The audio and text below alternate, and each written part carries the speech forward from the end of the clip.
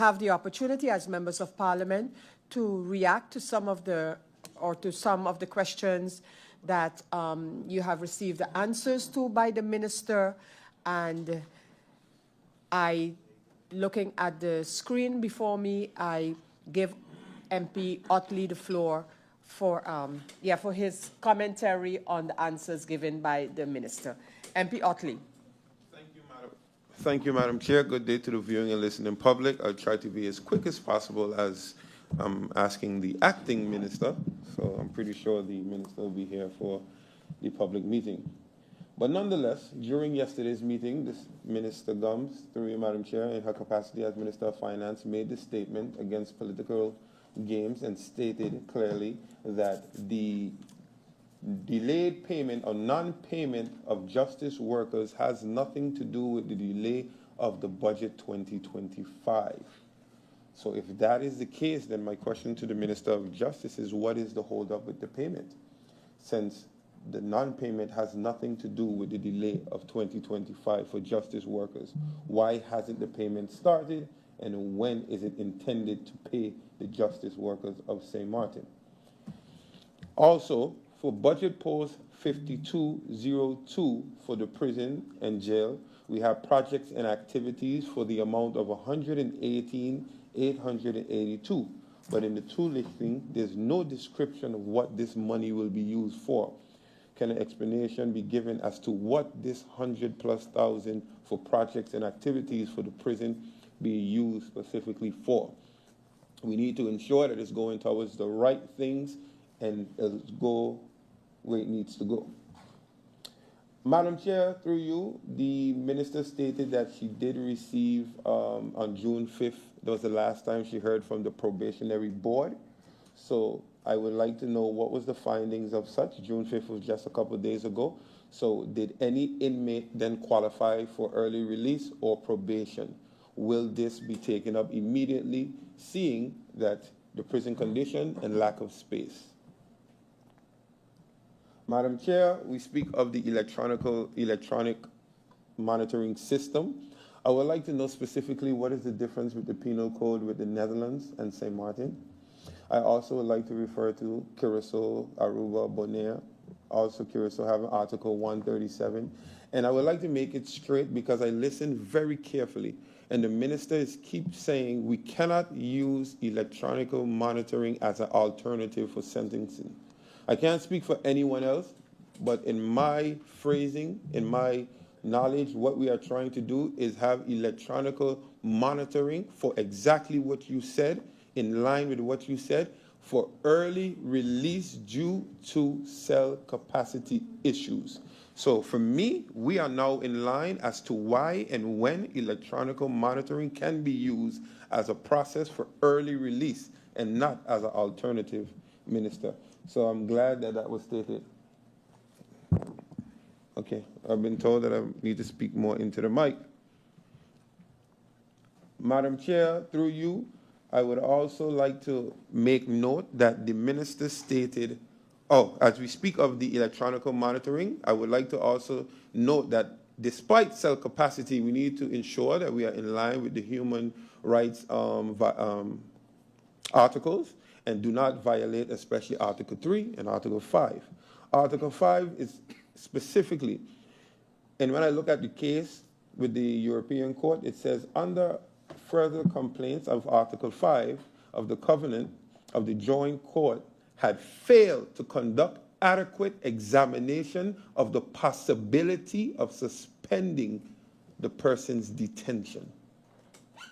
Very important. A person's liberty, once taken away, comes with rules, regulations. But we should look at every adequate possibility of suspending such. And this is where electronic monitoring comes into play.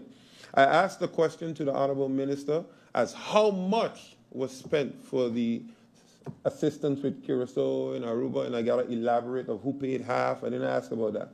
I asked how much. That's it. Tell me how much. Also, Madam Chair, through you, I asked about if St. Martin is to lose a court case, again, due to violation of human rights, who will bear the cost? And it was said that it's a shared cost. And I refer to an article in 2018 whereby it says, 2018, Parliament wants the gentleman's fine to be paid by Dutch government. At the moment, it is said that it to be paid by Saint Martin. And the members of Parliament, this very floor, is saying that it should be paid by the Dutch. I also have an article here by Gumbs at the time, so it all depends who is in power, stating that he is not in agreement with the motion by his colleague for the Dutch to acquire any fees, and the Dutch government is studying that the fine will be passed on to the right party, which is St. Martin. So, Madam Chair, through you, let us do what we need to do.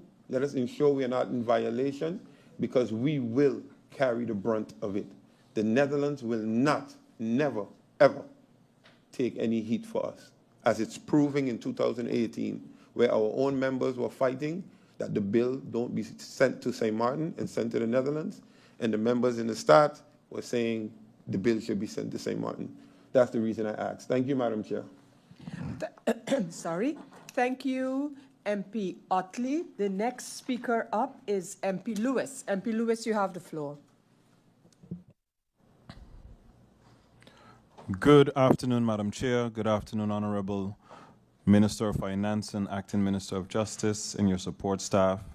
Good afternoon to my colleagues here and those in the Tribune. Good afternoon, St. Martin. I will be brief. Minister,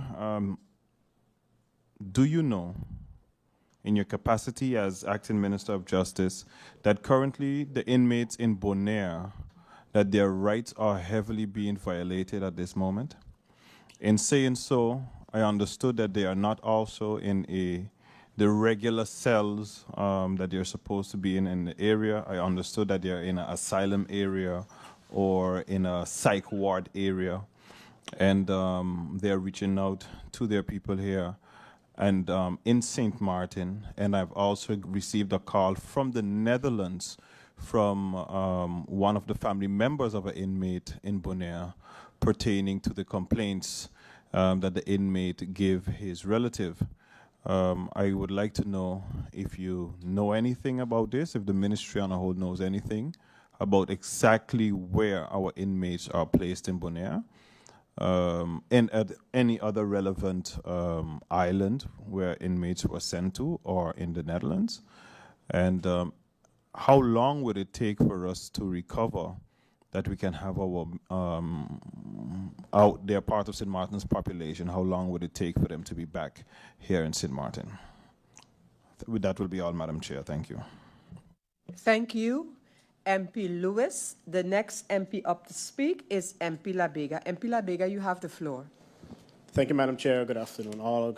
Good afternoon, Marinka, Acting Minister of Justice and the Justice staff. Marinka, under MP York's question, one of the answers was there's about 300 years to be served. I would like to know how many persons does that equate to, and specifically between the ages of 18 to 25. So how many persons are awaiting, have already been sentenced, but placement in prison, and from the ages between of 18 and 25. And this is very important because when we're talking about rehabilitation programs to come, this is a very important age group.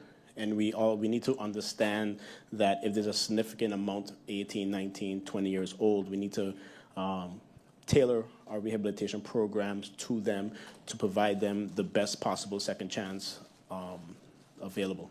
Okay? Thank you. Thank you, MP Labega. The next MP to speak is MP La Cruz. MP La Cruz, you have the floor. Thank you, Madam Chair Lady. A blessed afternoon to the Minister and her board support staffs. Madam Chair Lady, first I'd like to make a comment to the Minister, the Acting Minister of Justice. Maybe she could ask the Minister of Finance what currency we actually function in St. Martin. It's Gilda's. The whole presentation was dollars, dollars, dollars, dollars. That is one. Number two, Madam Chair Lady, my first question was how many residency permits are still awaiting to be signed? I did not get a reply on that. I got a whole story about the CRM, which is nice, but that was not the question. Madam Chair Lady, through you to the Minister, my second question was concerning safety and the Hef-Bowman project. Again, it might have been a project that was executed by TIAT, but it is a project that speaks of safety. So I really expect a better answer than that, because it's not been 1 day or 2 days that the minister was made aware of this. Then question 3, my question was, what can we do to bring the funds to government? I am fully aware that in the articles of incorporation, of the articles of national ordinance concerning the crime fund, the minister sent me to Article 3, I think it was, which speaks of what goes into the crime fund. That was not the question. The question was, how can we get those funds into the coffers of government? So I'm somewhat confused about what questions the minister received, because I didn't think I got the answers on the questions I asked. So I'd really like the minister to go over them again and answer those. Thank you, Madam Chair Lady. Thank you, MP La Cruz. The next MP to speak is MP Doran. MP Doran, you have the floor. Thank you, Madam Chair Lady. Good afternoon to one and all. Welcome to the Justice Minister, Acting Justice Minister, Minister of Finance, and her support staffs. I have a few brief clarifications, Madam Chair. When I asked in the first round how much is needed to deal with the immediate issue meaning at the Point Blanche House of Detention, I was told that the ministry is still painting a picture. This happened a couple of weeks ago, so my question was more geared towards what is needed to facilitate the return of the inmates because of what eventually happened in terms of the court ruling. I also asked, Madam Chair, through you, if the minister can give an indication as to how much is needed to be paid to, let's say, the assistants from Aruba, Curacao. And based on my understanding, in the beginning, the minister mentioned nothing is needed to be paid, that they are covering in it.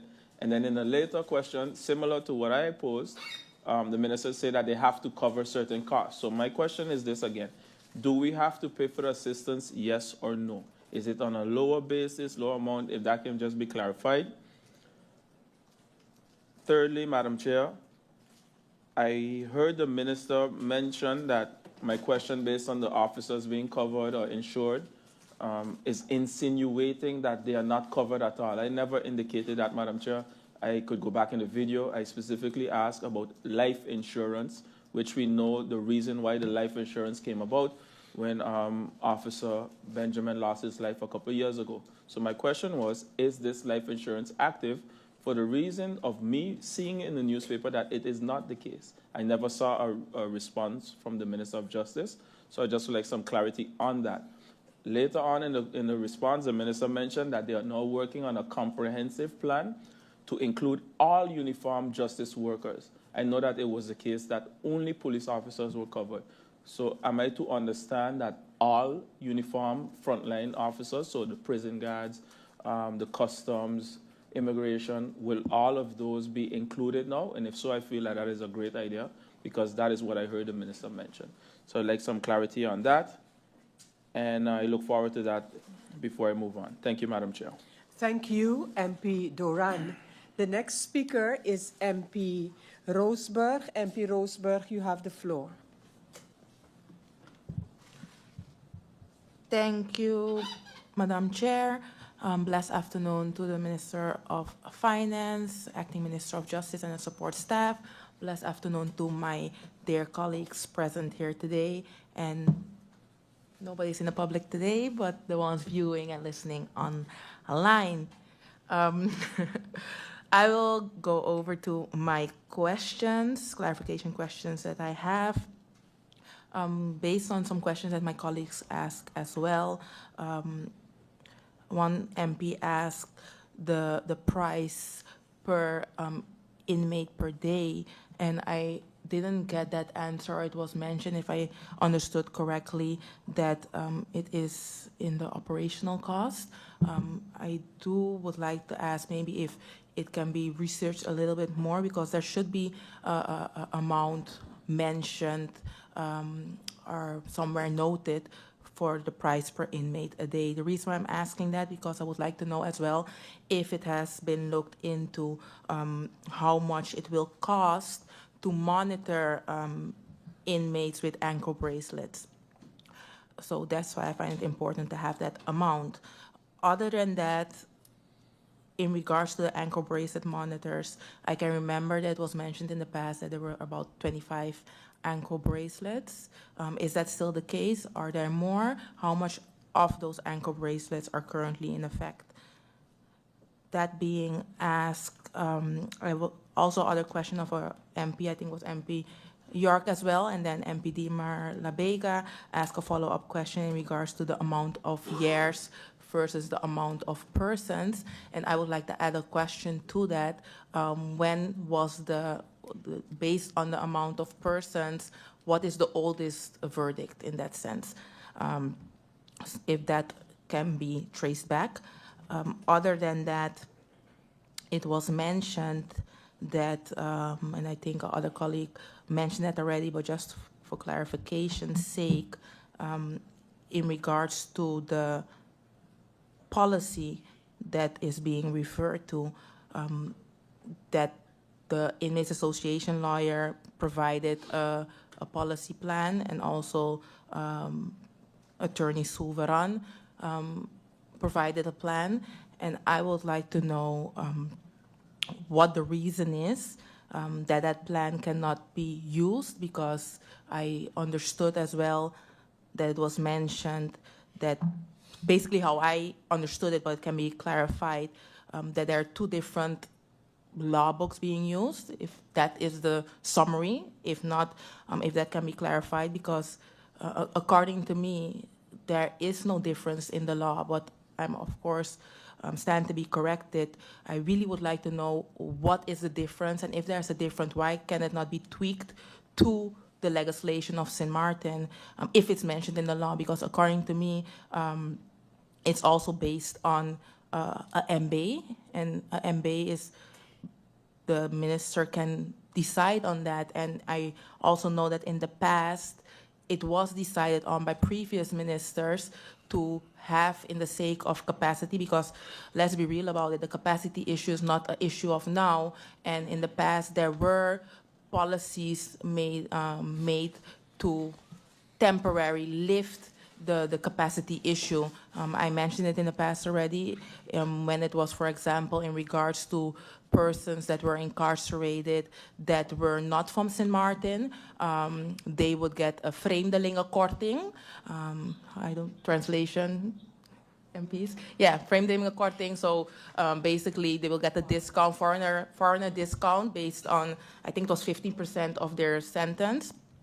And if you were from St. Martin, then there would be our, they used to call it a treintjebeleid, that would then make it based on the amount of time that you have served, seeing the current capacity issue, so it was focused on capacity, you will be released earlier.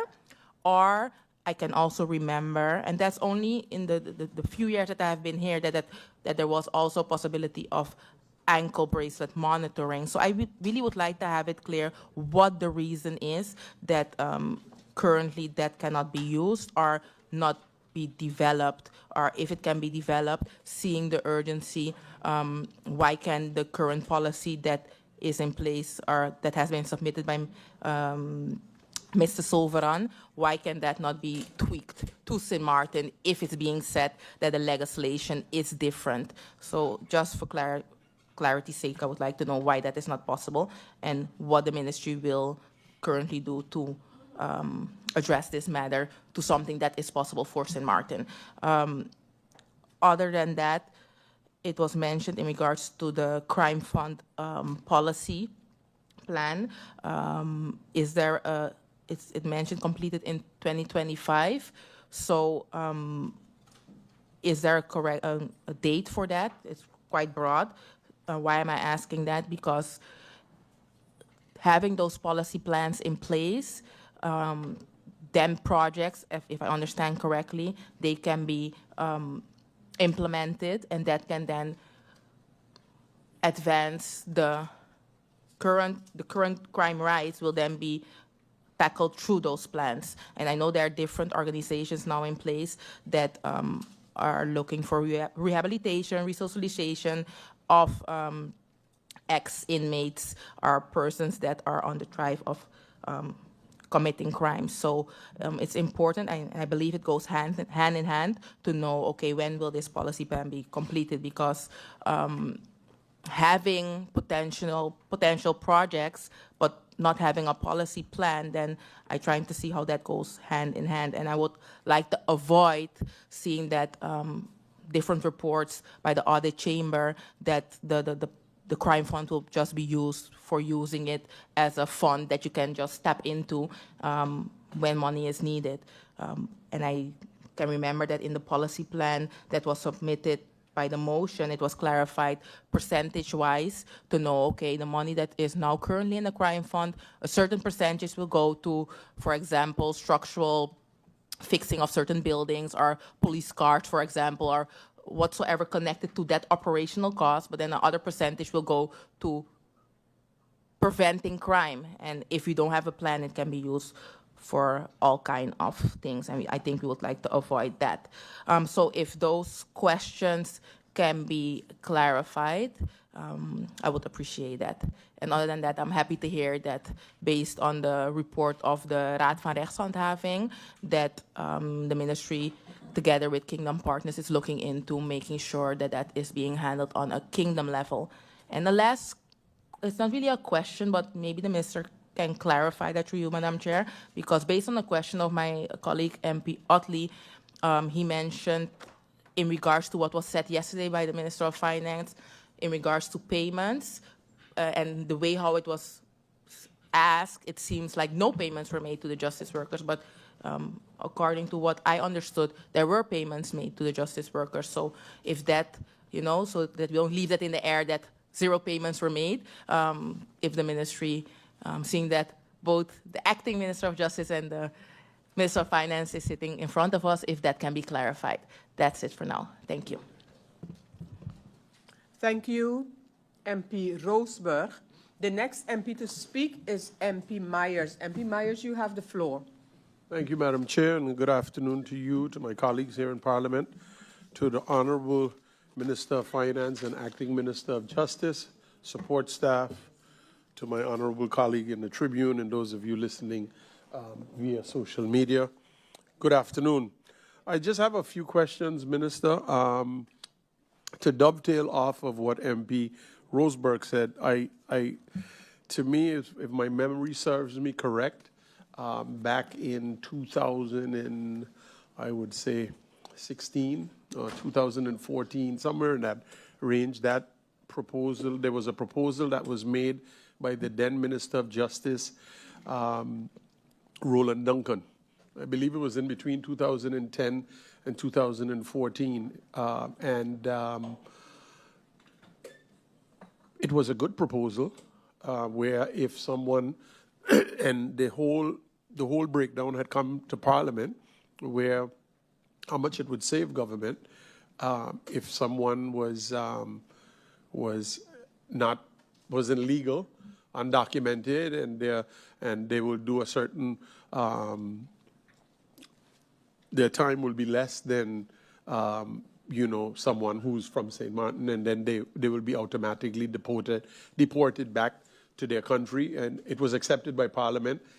And if my memory serves me correct, one of the mechanisms that we have in our system is the Constitutional Court. And the ruling that came back from the Constitutional Court was that it was unconstitutional because it's a form of discrimination, because as such, if two people commit the same crime, why is one getting less? And the members of parliament agreed with the proposal by the Minister of Justice, but constitutionally, it was not allowed. So I think that plan was scrapped. And again, if you can, find out exactly the time and if that indeed was the case. The next question I want to know, how many prisoners were sent to Bonaire? And then I also want to know if the prison in Bonaire, because there's been a lot of talk in St. Martin in regards to human rights violations in our prison, and we know where our prison is, both the police holding cells and the prison at Point Blanche. That's why there is actually a plan to have the prison redone. Can you tell me if the prison in Bonaire has or is meeting probably the human rights standards? So if it's up to par, because I don't want the impression to be given also that the prisoners are sent to a substandard prison in Bonaire as well. So I think that is something that needs to be, just for clarity's sake, whether it's the ward where they hold the criminals or the psych ward. I need to know if that facility is up to human rights standards. And I would like to commend you on answering the questions on behalf of the Minister of Justice, and thank you very much. Thank you, MP Myers, and I now give the floor to MP Otley. MP Otley, you have the floor. Thank you, Madam Chair. Madam Chair, I'd just like to publicly second the basically direction of my colleague, MP Myers. I think that we should look into certain things, especially the policies that were there before. I think that it can do a lot for the situation that we are in now. So, sometimes we can go at it on the floor of Parliament, but when I hear a good idea, if I can say it behind your back, I can say it publicly. Madam Chair, I hear my colleague mentioned and made reference to my comment on the payment of police, MP Roseberg, on the payment of police, but I didn't leave nothing in the air. I'm just saying what the minister stated.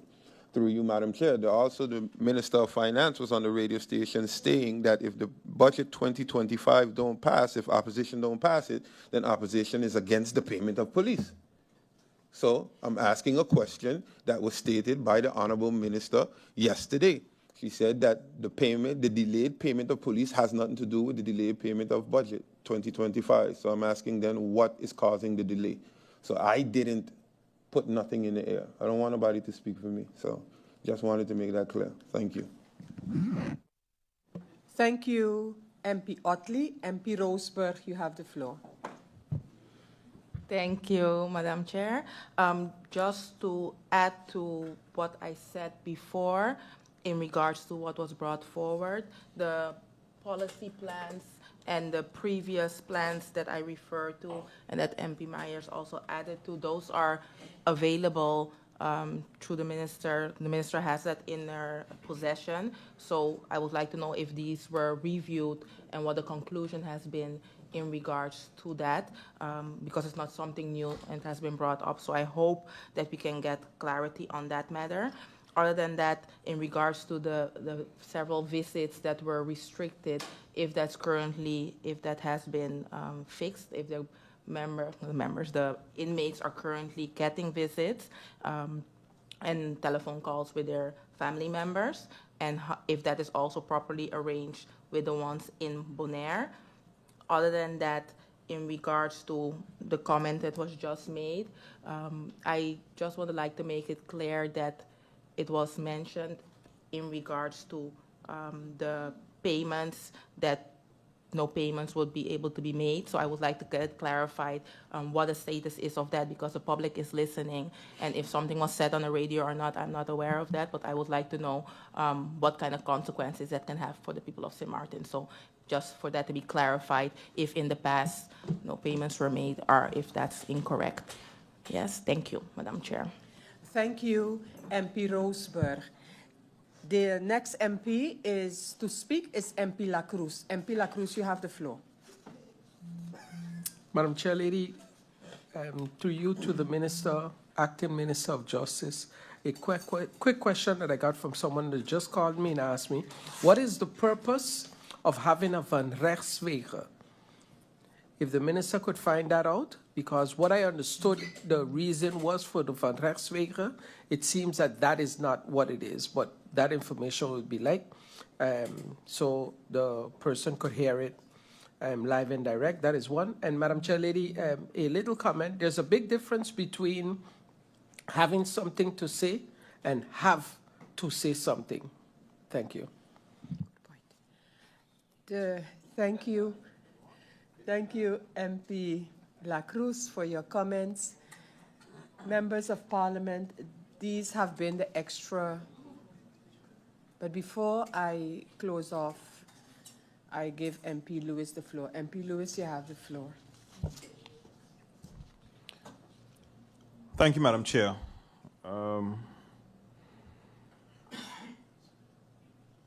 I really have a problem. The reason why I didn't elaborate much on things is because we have the Acting Minister of Justice here. And I was looking forward to have the actual Minister of Justice because I like to watch her straight in her eyes. The country will always have a staffing issue. This is a comment. It will always have a staffing issue, but it's the way that we manage. It is also known already that the Minister of Justice is not a social person. And sometimes I think we need to understand that the ministry that we have, and I'm going to keep saying it, is very social. The people are complaining that the minister does not touch base with them. They feel out of touch. And in order for you to get work done, you have to have that type of relationship with your staff. Whether you're short-staffed or not, people will work with you once you're willing to work with them. I hope the minister is listening and that this again can reign somewhere in her mind that she needs to become more of a social person. I understood that she moved from the main building as well and positioned herself at Elledge Road. That also proves to me that she's trying to distance herself from being around people. And if that is the case, then we're in the wrong position.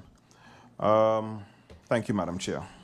Thank you, MP Lewis. I see MP Roseberg and MP Myers wishing to come back on the topic briefly, so I will allow them to do so, starting with MP Roseberg.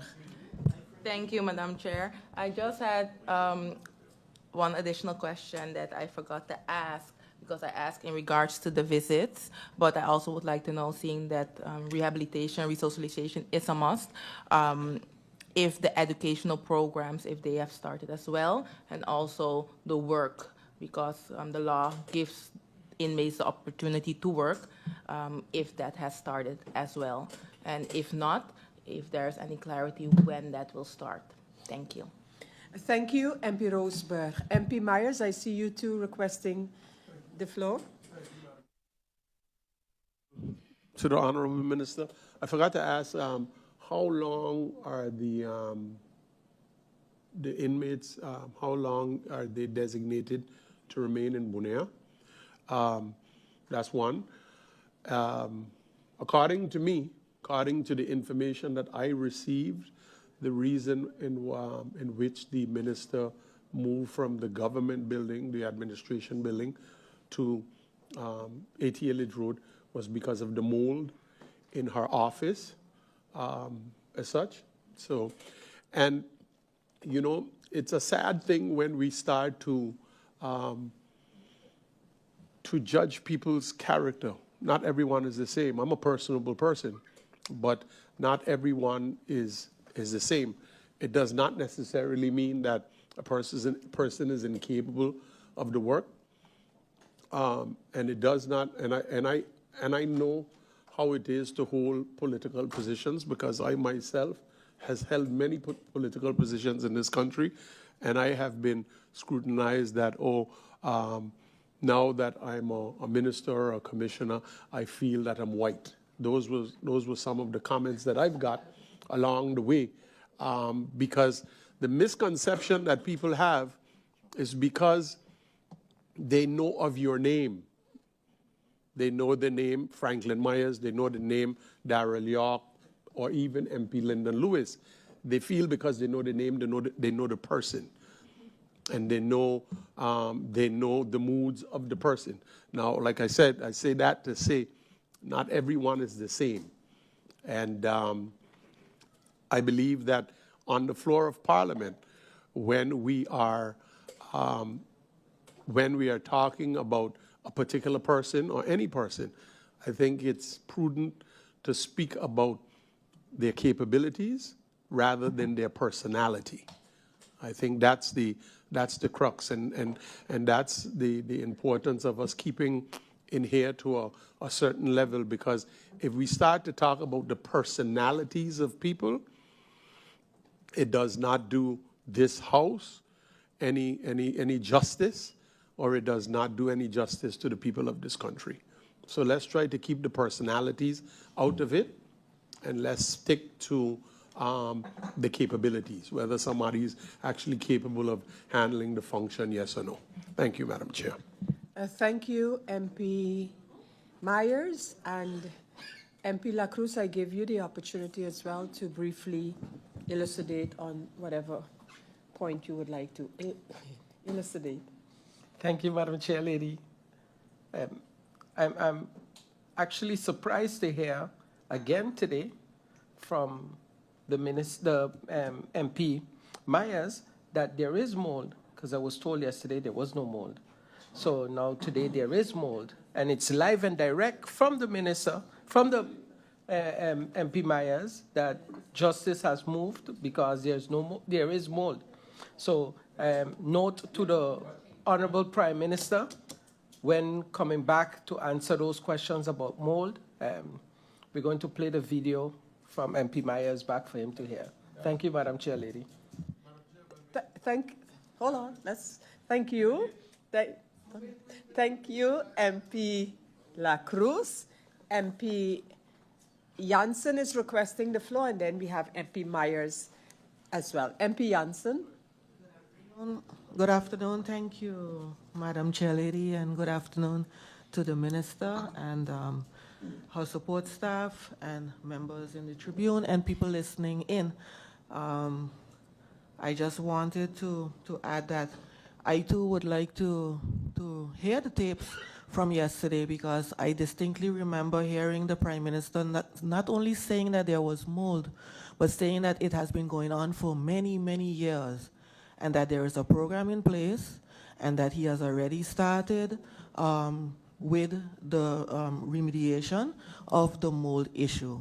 So specifically, the Prime Minister mentioned yesterday that yes, there is mold, there has been mold going on, oh yes, and he also added that because of the location of the government building, that there is mold and you can expect to have mold, and they're doing everything about it. So what MP La Cruz is saying is absolutely not the truth. Thank you. Thank you, MP Janssen. MP Myers, you still require the floor? No, yes, Madam Chair, because I think it's because MP Myers' name was called, and I think it's important. Indeed, I would like to dovetail off of what MP Veronica Janssen-Webster said. The Prime Minister, in his presentation to Parliament, did acknowledge that there was mold, and one of the things that he did say was indeed because of the location and the moisture. He also went into detail on what they are going to do for mold remediation. And he also said that they have contracted a company that will be cleaning, doing a thorough flush on the vents every 6 months, and this was not done previously. So indeed, they did acknowledge that there was mold in the building. But again, Madam Chair, the mold in the building the mold in the building has been there. It has been there. As a matter of fact, it has been there from the inception of the building, because the building was closed up for many years before it became operational, and hence the mold. So, you know, former U.S. President Theodore Roosevelt said, when you complain about something and you don't come with solutions, is just whining. You know, and I think we're at the point in which we need to start to come with solutions to a lot of the problems that we face. And again, we will do better. We will do better as a country for it. We're here. I mean, the world is watching St. Martin, and we're actually sitting down in Parliament discussing whether the building had mold in, or not. I mean, I don't know what to say, Madam Chair. Okay, I don't believe that that last part will be for long. You don't know what to say, but but thank you, MP. Thank you, MP Myers. MP La Cruz, I guess you too, because your name was mentioned, or you have a totally separate point? I have a nice letter to read. Okay? Before we go I read, still have my, how much minutes do I have, Madam Chair Lady? hold on, you'll get your updated, let's do some subtraction there, and we are down to 19 minutes you have. Thank you, Madam Chair Lady. Madam Chair Lady, on the 3rd of April, I sent a letter to the Prime Minister. Okay. And in the letter, I alluded and I explained to the Prime Minister that I do understand that the mold problem is not a problem that took place today, but I also explained in the letter to the Prime Minister what was done before. I also asked if any follow-up was done. I got a nice letter stating that tests were done in April, that there was no mold. All documents are in the IS, so you could go and read them yourselves, and that is why I made that comment. While no one seems to be taking it serious, there are people that are ill and getting ill in the government building, and now they're realizing it. Last year, September, was the first time that I rang on the bell again about the mold. So, again, like I said, this is something that is serious, and it's being played about. I got a nice AI letter, and that's what I said yesterday, because I took it and I scanned it, and I put it in GTP chat checker, and it was 100%. Because that was the reply that I got. Thank you, Madam Chair Lady. MP La Cruz. And Minister Gumbs, acting for the Minister of Justice, thank you for those answers provided to the members of Parliament. There are some additional questions and requests for clarification, and I will now offer you the opportunity to indicate when and how you would like to respond / come back on those few outstanding matters. The Minister is briefly caucusing with her Justice staff in order to let us know that. In the meantime, I can inform the members of Parliament and the general public that following this minister's presentation, so the presentation on behalf of Justice, we will be having the Minister of TIAT, who has indicated that she will follow the Minister of Finance, who is presenting on behalf of the Ministry of Justice.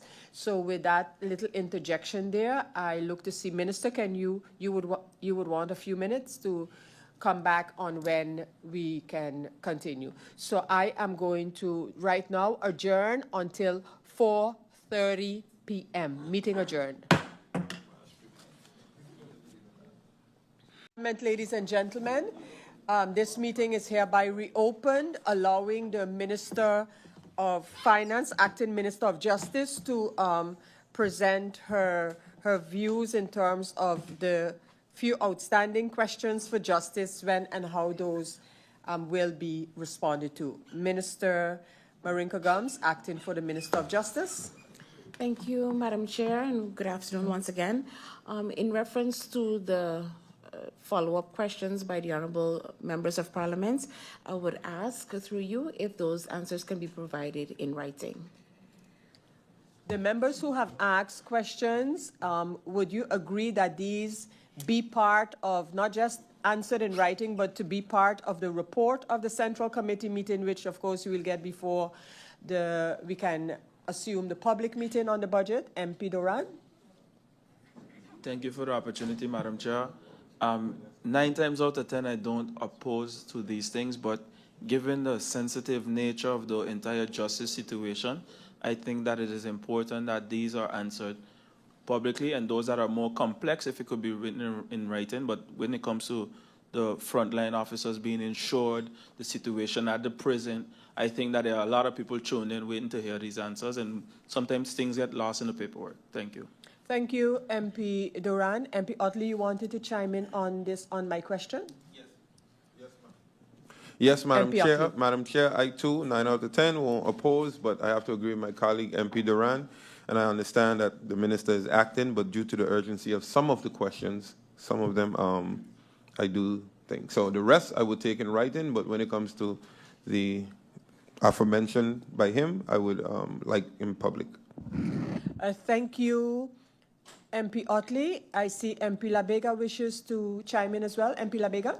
Yes, Madam Chair. I would take my questions in writing. That is no issue. Thank you. Thank you, MP Labega. So here's what we'll do. Thank you, members of parliament, for your comments. And to the acting Minister of Justice, you have heard the responses. So what we're going to do, we will look at a time that you can come back to answer the questions. If possible today, yes.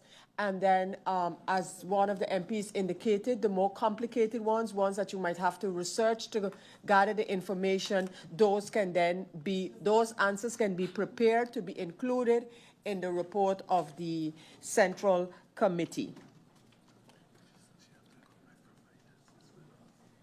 Yes, indeed. And Minister, you also have to come back for a very few remaining questions in finance. So all of that is going to be scheduled.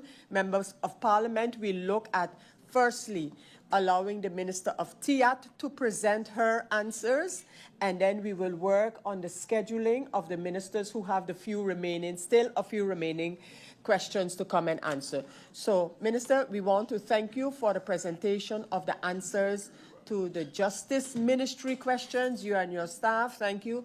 Thank you for being here in Parliament. Members of Parliament, we are going to again adjourn just for 5 minutes, so that will be until 4:40 p.m., allowing this minister to take leave and prepare for the appearance of the Minister of TIAT. So meeting adjourned for 5 minutes as we change ministers. Meeting adjourned. Members of Parliament, ladies and gentlemen, welcome back to the continuation of the Central Committee meeting handling the draft 2025 budget for St. Martin. Over the last couple of days, we have spent time starting with the explanation and elucidation to why we're here again with the budget 2025 after Parliament approved the budget 2025 in January of this year. Following that explanation and expose by the ministers of government, the members of Parliament were then able to pose questions on the topics and to the different ministries. Ministers have been returning to Parliament to respond to questions regarding their ministries. And actually, the last minister in for the lack of a better word, the first round is the Minister of TIAT, who is here with us this afternoon, Minister Grisha Heiliger Martin, along with her support staff. Welcome, Minister and support staff. And the Minister is ready and